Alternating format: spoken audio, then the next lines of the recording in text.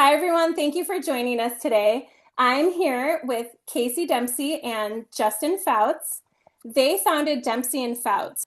Dempsey and Fouts is a law practice partnership built on the belief that legal support should be personal, practical, and deeply rooted in trust. Their mission is to offer more than representation by becoming partners in the challenges and opportunities their clients face. Founded by Casey Dempsey and Justin Fouts, the firm is dedicated to serving the Moon Valley community with guidance in family law, real estate disputes, and more. They're proud to advocate for individuals, families, and small businesses with care and integrity. Thank you for being with us today, Casey and Justin. Yeah, thanks for having us, Ashley. Yes. My name's Justin Fouts. I'm our primary family law attorney with Dempsey and Fouts. I've been practicing in Phoenix, Arizona for 8 years now. I live right adjacent to the Moon Valley area off 19th Ave and Thunderbird with my wife and our two kids. We're excited to be part of the community and to help anyone that we can. I'm Casey Dempsey. I'm the managing partner, one of the founders of Dempsey and Fouts. I was born and raised in Phoenix. I grew up in Moon Valley, went to Thunderbird High School, Mountain Sky Junior High, and really excited to be back to my Phoenix roots. I've been practicing law for almost 10 years now and excited to serve the Moon Valley community. Can you tell us how you both met and what inspired you to start a practice together? Casey and I were both associates at the same law firm together. I started 5 years ago in 2019. Casey started at the same law firm with me at 2022. We both rose to the partner position there, and we got along great. We felt that our my strengths matched Casey's weaknesses, and vice versa. Her strengths matched my weaknesses, and so eventually we decided to take the plunge together. Justin is one of the best trial attorneys I've ever had the pleasure of working with. I learned so much from Justin and just watching him. And when Justin and I kind of started talking about, maybe we might want to start our own thing, I was like, I want to go in business with that guy. How does your legal support that's personal and practical and deeply rooted in trust, how does that show up day to day with your clients? In the litigation process, there's a lot of nerves, there's a lot of the unknown. I tell people being a lawyer is like getting paid to have anxiety for other people. And I think that what's really important is communication, making sure that you understand what your client's goals are, walking them through the process in a way that they can understand, helping them have a voice throughout the process. So they're not just, here's what happened, here's what's happening, but having their input, explaining things to clients in a way that they feel like they're part of the journey and not just a number or a client in a law firm where they never get to talk to their attorney again after the consult. Understanding what's important to them, what's driving a decision, and even if you have to give them bad news so that they understand the process and they feel like they were heard and they had a voice, even if the outcome is different than where you started. One of the most important things that I think a lot of clients look for and that attorneys have a hard time providing is the bad side. Talking to your clients about the difficult parts of their case, about the challenges they face and how that's going to impact them instead of just doing whatever they ask for. So part of gaining their trust is making sure that they understand that you're not just here to tell them what they want to hear, but you're here to explain the good, the bad, and the otherwise. And without that, they can't make an informed decision. They can't make the decision that's best for them and their family. And so I think for us, that's an incredibly important activity that we do where we don't just push them to keep doing more. We tell them what we think is truly in their best interest, even if it means we're getting less work, we're closing their case out earlier, things of that nature. It's about making sure you put the client in the best position, not yourself or your law firm. The best compliment that we can get as attorneys is making people's lives better for having worked with us. And I know a few people going through just divorce proceedings right now, and what I hear from some of them, then the outcome is different from what their attorneys are telling them. Like very often. So I think that is so needed. And so that honest, like truthful, these are the options, these are the likely outcomes is so needed with people struggling through this kind of part of life. How does partnering with your clients and challenges and opportunities change the way you work with clients? Our clients aren't just along for the ride. They're active participants in their, you know, challenges, whether that's a lawsuit, whether it's trying to resolve things without having to go that route. It's not Casey or myself telling them this is what's going to happen. It's talking to them about what we can do, what can present the best possible outcome, and what is the likely outcome, kind of like we just went over, so that you truly let the client make an informed decision rather than you making it for them. We're here to provide guidance and advice.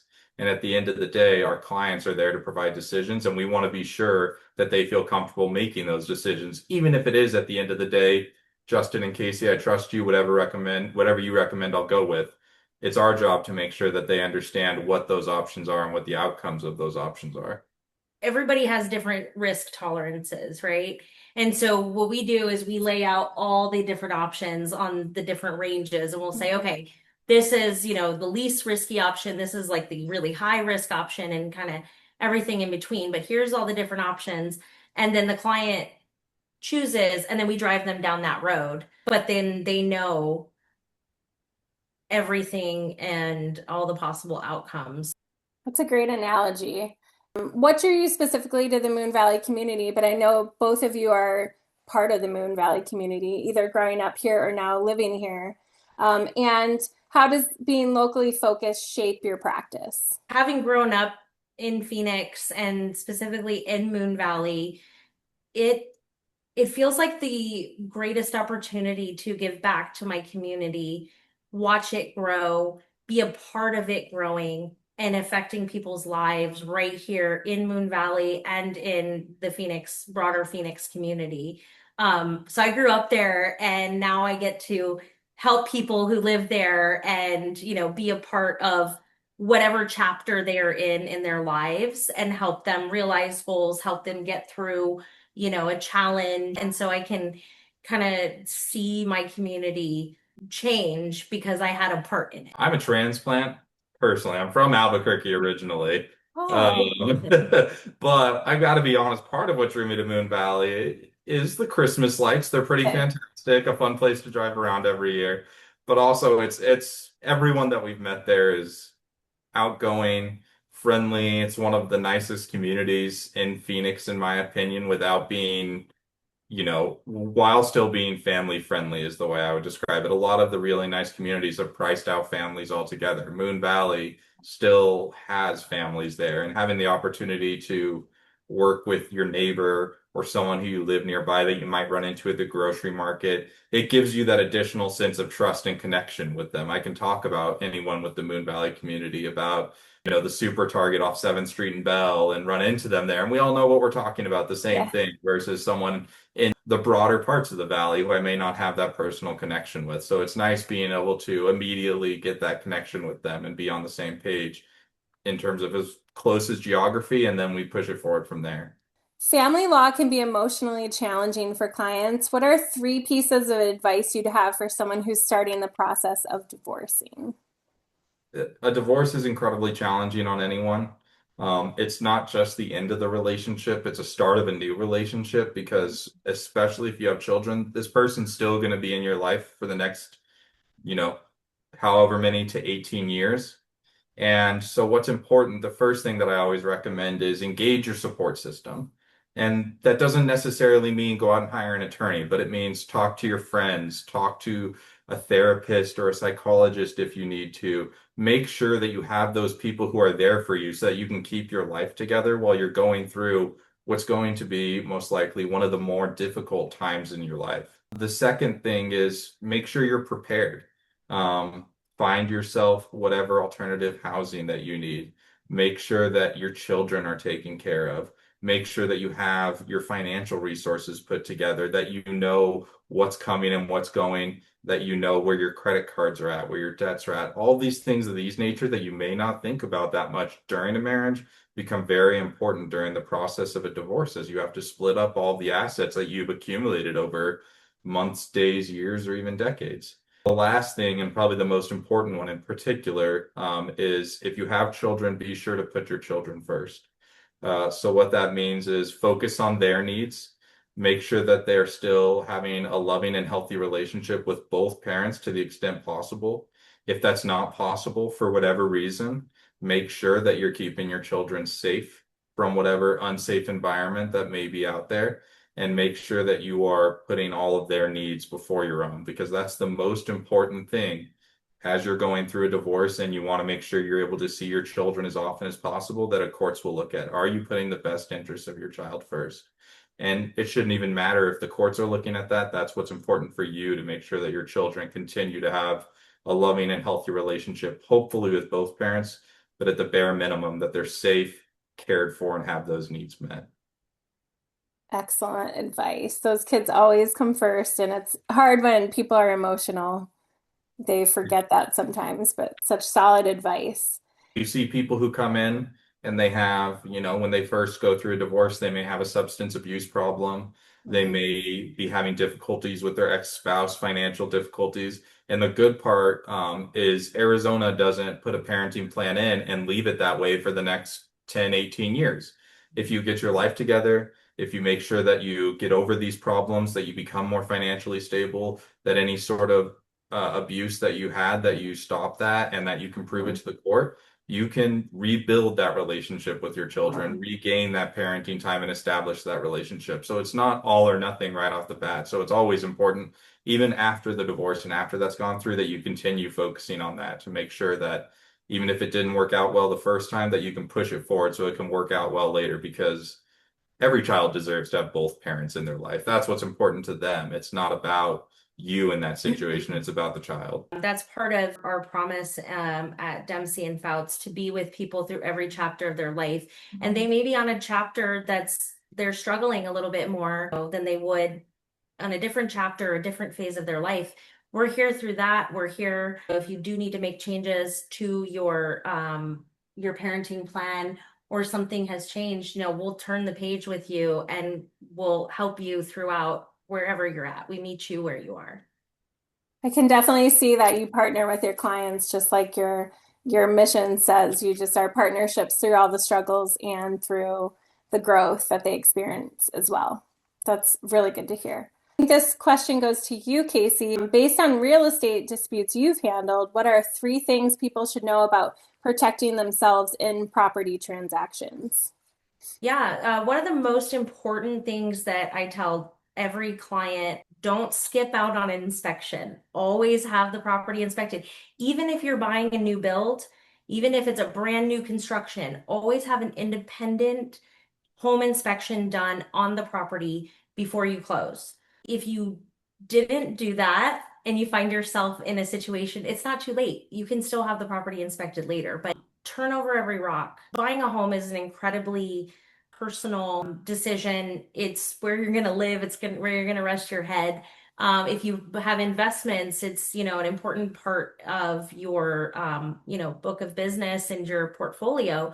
And so making sure that you're totally comfortable and you don't kind of have the rose-colored glasses on about a property, you do want to make sure that you have a professional independent inspection done so that you know what you're getting into. It goes back to what I was saying before about the risk tolerance. Some things are important to some people, some things are not, but just having all of the information.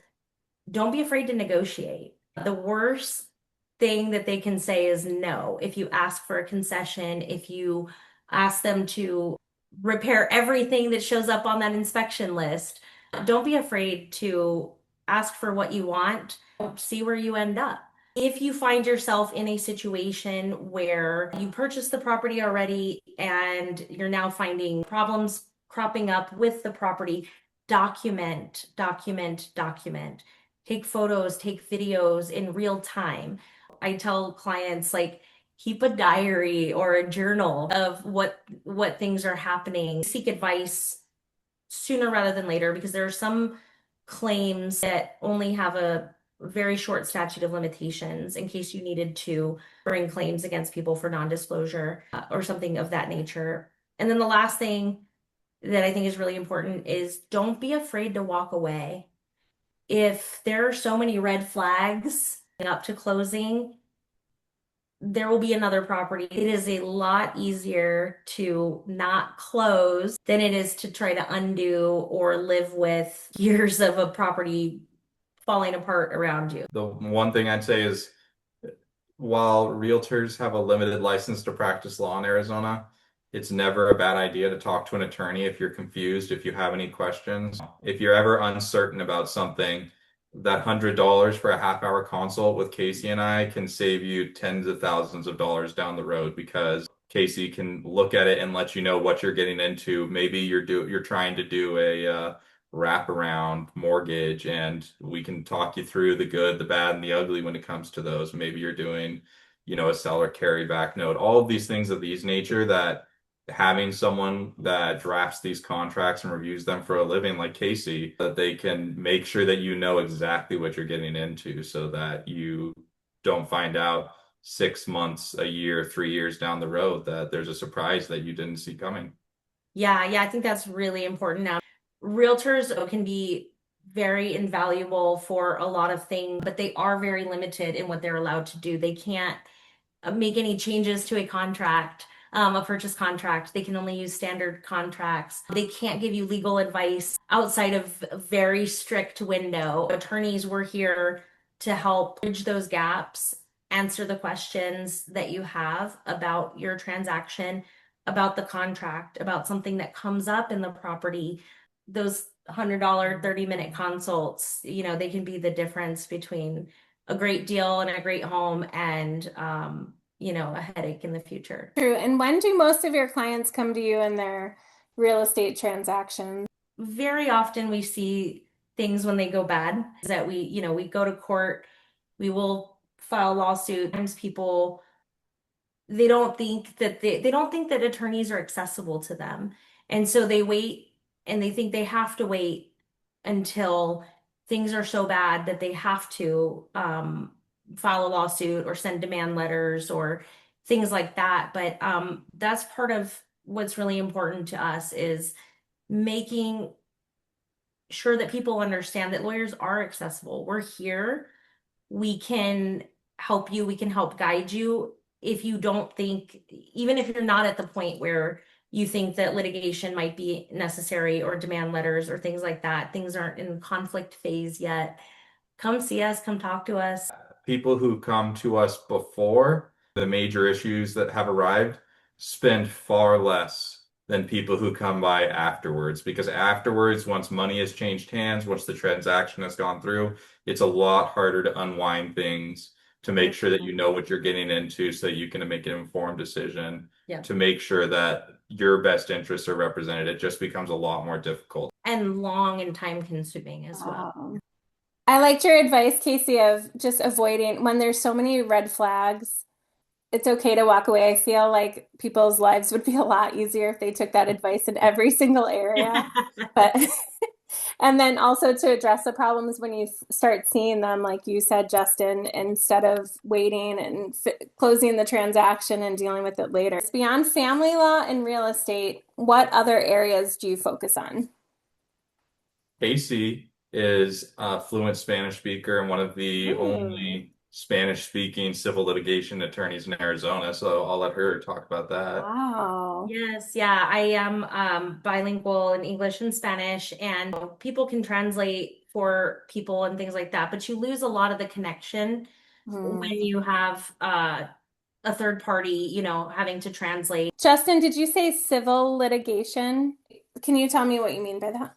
Yeah, absolutely. It's a pretty broad range what counts as civil litigation, but essentially what it means is Casey's a lawyer that can go to court representing Spanish-speaking clients, representing them in their own native language in a broader way of issues that aren't criminal. So we don't really do criminal law, but in breach of contract matters and mechanics liens, helping out subcontractors or general contractors if they run into issues with each other or with the landlord. Or homeowners who have issues with their contractors. Because I actually have a background in civil litigation, doing real estate disputes, Oh, assisting people with breach of contract, things of that nature. I recently switched to family law to focus on that because I saw it as an area of need, particularly for someone with, kind of a calm, um, reassuring background. And especially after having children of my own, I saw, it sounds cliche, but it changed things. I saw how important this is to people in their everyday lives and how important it is to myself,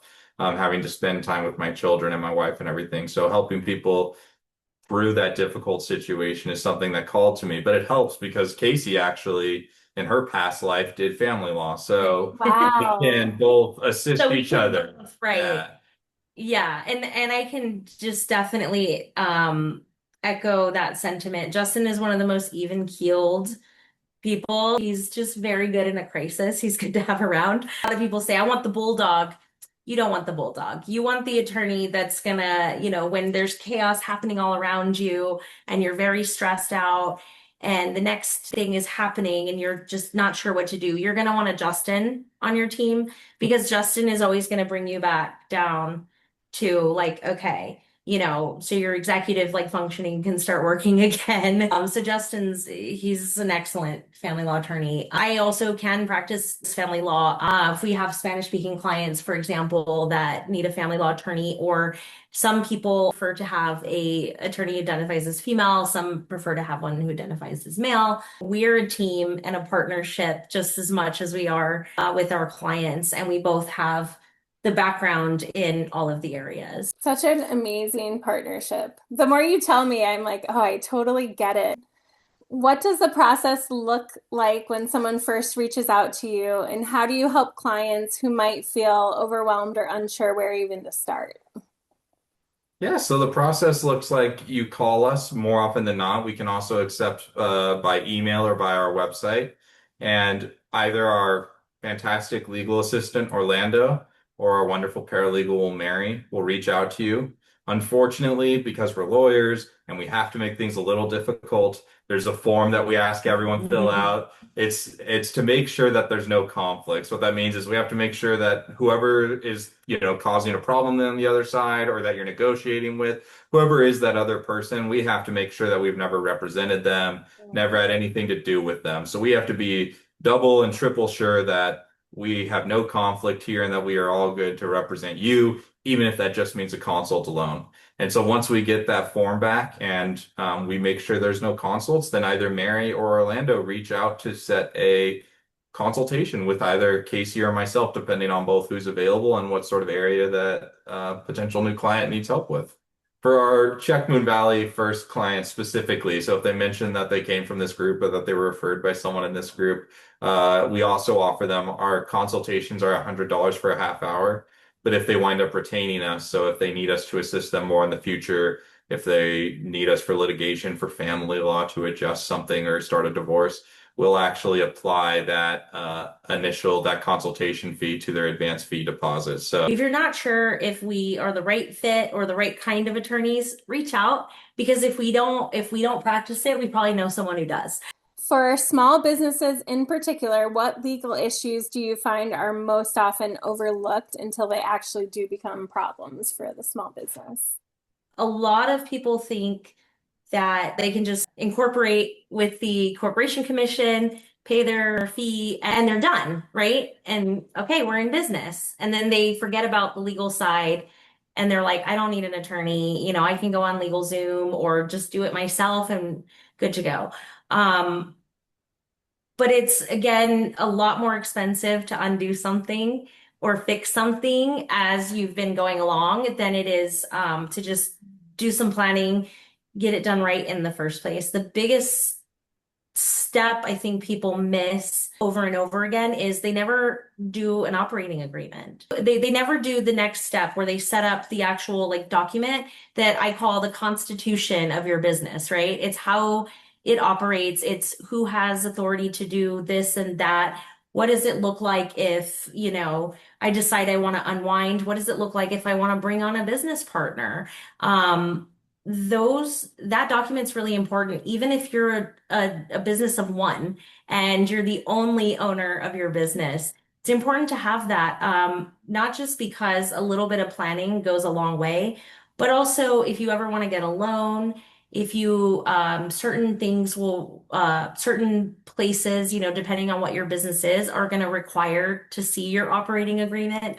We want to be that law firm that is accessible to smaller businesses and solo businesses that maybe don't have a line item in their budget for general counsel, or they don't need, right, an entire like huge law firm with a big retainer to be on call for them because it just doesn't fit into the size of their business. But there might be something that comes up as you're forming. There might be some project or some licensing that you're trying to get. And you need to send a demand letter so you can get paid for your business, or you get a letter from the city of Phoenix that says you can't run your business out of your house. So we offer a subscription-based legal services. We have three different tiers. So just like you pay for your Netflix subscription, you pay for your Hulu. It's tailored and it's designed for the smaller businesses in mind. So you have an attorney, you have an established relationship. It does entitle you, depending on the different tiers, to certain things every month. You work with us as long and as often as you need to. And then, if bigger projects come up and things like that, then we can always talk about bigger representation. But we want to be here. We want to be accessible. We want to be that firm that's here and partnering with our clients on that journey so that they get everything set up right. So that as these things come up, or they need to collect, or they have questions, or they just want someone to review their contracts for them and make sure that everything's, in good shape. Excellent. Thank you both.